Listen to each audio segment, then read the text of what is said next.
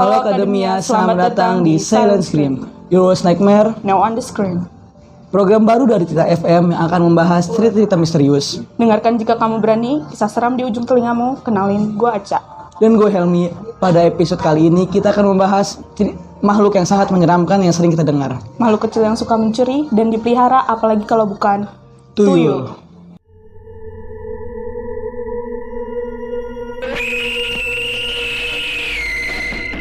Tuyul adalah makhluk halus, kecil, botak, dan dipelihara untuk memperkaya majikannya.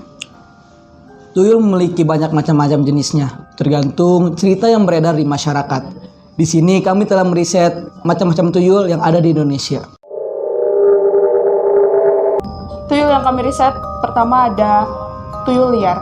Tuyul liar perawakannya hitam, berkuping panjang, dan dipelihara untuk memperkaya majikannya.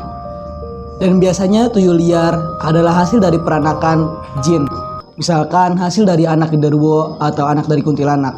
Dan biasanya tuyul liar diasuh oleh embok-embok yang berperawakan membawa bakul di punggungnya. Kemudian yang kedua ada tuyul yang dikembangbiakan. Perawakannya berbeda dengan tuyul liar. Biasanya tuyul yang dikembangbiakan ini lebih mirip seperti balita yang dilahirkan oleh manusia. Sangat mirip seperti balita pada umumnya. Dia tidak cacat, muka tidak main pada balita umumnya. Biasanya tuyul ini hasil dari seorang bayi yang sengaja digugurkan oleh orang tuanya untuk dijadikan seorang tuyul. Semua tuyul itu, mau yang liar ataupun tidak liar, memiliki kualitas tergantung kemampuannya. Semakin bagus kualitasnya dalam mengambil uang, semakin mahal harganya. Dan jika tuyul yang gampang teralihkan atau gampang dimain-mainkan, biasanya lebih murah. Selanjutnya, tugas tuyul dan konsekuensi memeliharanya. Tugas tuyul. Tuyul memiliki tugas yang seperti yang kita tahui, yaitu mengambil uang untuk menjadikan seorang majikannya kaya secara instan. Namun itu semua memiliki konsekuensinya, dan konsekuensinya itu sangat membahayakan. Semua di dunia ini memiliki akibatnya, seperti memelihara tuyul. Semua di dunia ini memiliki konsekuensinya. Bagi seorang yang memelihara tuyul, biasanya akan memberikan tumbal berupa istri atau anak perempuannya untuk jadikan tempat menyusui seorang tuyul. Dan biasanya tuyul itu menyerap darah, energi, bahkan nyawa dari anggota keluarga tersebut. Kemudian kita bisa melihat ciri-ciri seseorang yang memelihara tuyul. Biasanya dari cara berjalannya. Cara berjalannya membungkuk berarti dia seperti menggendong anak di belakang. Kemudian kita bisa melihat orang yang memelihara tuyul itu karena dia suka mengelilingi tempat-tempat untuk mensurvei lokasi TKP mencuri tersebut. Oh iya, Cak. Tapi ada juga di mana dia itu langsung ambil di TKP-nya loh. Jadi nggak usah perlu survei. Jadi majikannya membawa tuyul itu ke suatu tempat. Dan tuyul itu langsung beraksi di tempat itu. Oh, Lami, kayak gitu ya? Iya.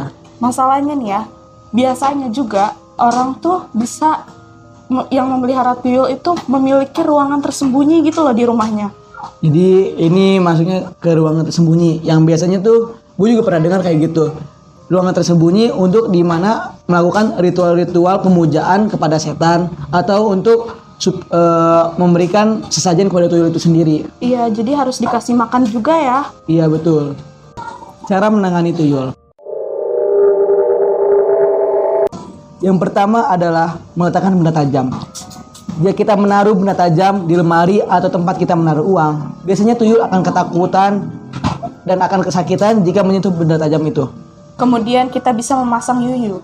Yuyu adalah kepiting air tawar yang berukuran kecil dan dipasang untuk mencegah terjadinya diambil oleh tuyul. Biasanya tuyul itu akan teralihkan dengan yuyu karena yuyu itu seperti mainan bagi tuyul. Yang ketiga, memasang cermin. Cermin dipasang dekat uang atau tempat kita menaruh uang supaya agar ketika tuyul melihat dirinya sendiri, dia akan ketakutan.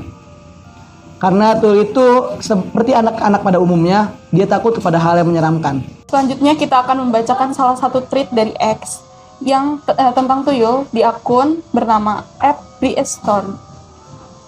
Akun ini menjelaskan tentang definisi tuyul dan jenis-jenisnya. Namun pada kali ini kita akan mensorot cerita pribadi dari akun ini.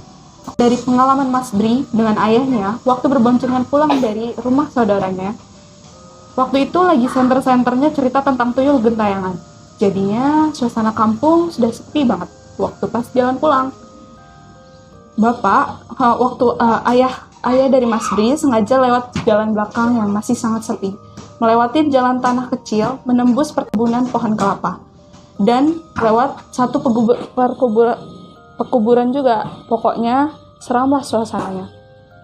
Kebayanginnya dia merinding gitu ya, kalau suasananya kayak gelap terus masih sepi gitu, apalagi lewat kuburan gitu kan ya, Cak. Iya, apalagi nih ya, Mas Pri juga bilang, ada aja Papa nih, kenapa sih lewatnya jalan belakang gini? Kan serem, berarti kan rinding banget nggak sih?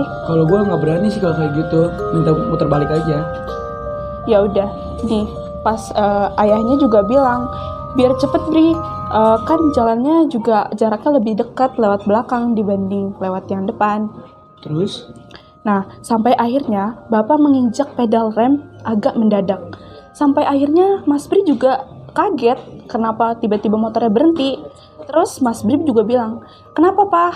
Nah, papanya tuh bilang gini. Shh. Terus sebagai Bri juga penasaran gitu loh, kenapa tiba-tiba motornya berhenti, dan dengar Bapak juga ngomong kayak gituin gitu. Kayak nyuruh hening gitu. Nah, supaya tidak terlihat gitu. Iya, betul. Dan ayahnya juga tiba-tiba langsung bilang gini, jangan takut ya Bri, gitu kan. Kenapa gitu kan? Mas Bri juga terbingung-bingung kayak apa gitu kan.